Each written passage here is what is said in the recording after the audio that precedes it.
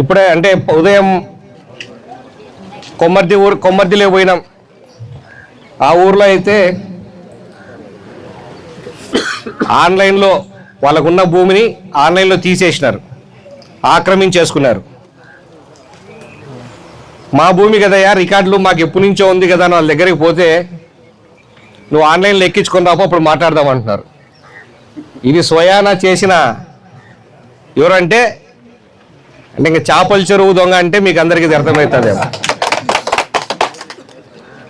అంత టోలే అలా చేస్తే ఉన్నది మీకు అధికారం ఉంది కదా అని చెప్పేసి ఆన్లైన్లో పేరు తీసేసి నువ్వు ఆన్లైన్లో ఎక్కించుకుంటే నీకు ఇస్తావు పో అని చెప్తున్నారు.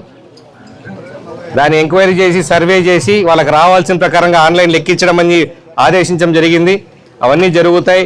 ఎవరు ఆక్రమించిన భూములైనా కూడా తిరిగి వాళ్ళకి ఇప్పించే బాధ్యత ఈ రెవెన్యూ సదస్సుల ద్వారా తెలుగుదేశం ప్రభుత్వం తీసుకుంటుందని చెప్పి మీ అందరికీ తెలియజేస్తాం.